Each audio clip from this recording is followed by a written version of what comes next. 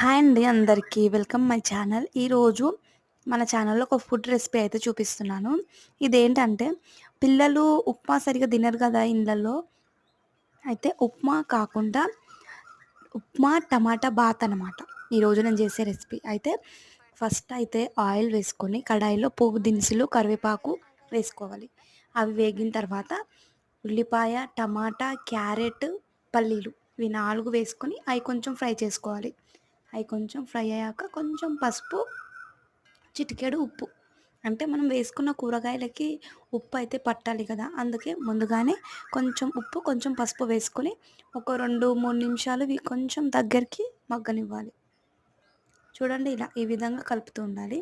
కలిపిన తర్వాత మూత పెట్టేసుకొని ఒక 5 నిమిషాలు మగ్గాలి. మగ్గిన తర్వాత ఒక్క కప్పు బొంబాయి రవ్వ. మీరిక్కడ గోధుమ రవ్వ తీసుకోవచ్చు, మీడియం రవ్వ తీసుకోవచ్చు, బొంబాయి రవ్వ కూడా తీసుకోవచ్చు. అయితే ఒక్క కప్పు బొంబాయి రవ్వ తీసుకొని అందులో వేసేసుకొని కూరగాయలతో పాటే దీన్ని కూడా ఫ్రై చేసుకోవాలి. ఎలా అంటే ఇక్కడ నేను చూపిస్తున్నాను కదా ఇలా. లైట్‌గా ఇలా కొంచెం ఫ్రై చేసుకోవాలి. ఒక్క నిమిషం ఇది కొంచెం ఫ్రై అయ్యాక మనం ఒక కప్పు ఉప్మా రవ్వ తీసుకున్నాం కదా!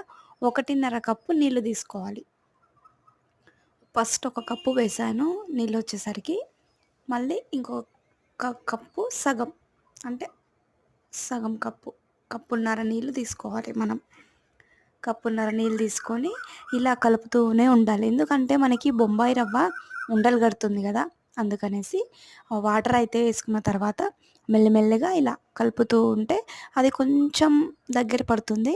అప్పుడు మూత పెట్టేసుకొని ఒక 2 నిమిషాలు మగ్గనిచ్చుకుంటే అయితే మనకి వాటర్ వేసిన తర్వాత కలుపుతూ ఉండాలన్నమాట. కలిపిన తర్వాత కొంచెం మళ్ళీ టేస్ట్‌కి సరిపడా సాల్ట్ ఏసుకోండి. లైట్‌గా పైన కొత్తిమీర జల్లేసుకొని, ఒక రౌండ్ ఇలా స్పూన్‌తో కలిపేసుకొని 2 నిమిషాలు మూత పెట్టేసుకొని మగ్గనిచ్చేసుకుంటే మనకి ఆ వాటర్ అనేది మొత్తం గుంజుకుంటుంది. ఉప్మా మంచిగా కొంచెం పొడి పొడిగా అవుతుందన్నమాట. పిల్లలకెప్పుడు ఉప్మానే కాకుండా ఇలా కొంచెం కిచిడీ టైపు చేసి పెడితే గనుక వాళ్ళు కూడా బావుందనేసి తింటారు. ఇందులో మెయిన్ క్యారెట్ ఒకటి బావుంటుంది టేస్ట్.